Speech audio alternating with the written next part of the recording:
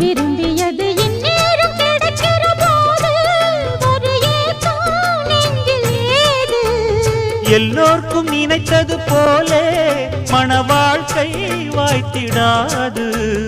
எப்போதும் ஒருவனை எண்ணி தவித்தேன், இப்போது நான் அதை கண்டுபிடித்தேன். கெட்டி மேளம் கேட்கும் நேரம் கூட மாமனோட.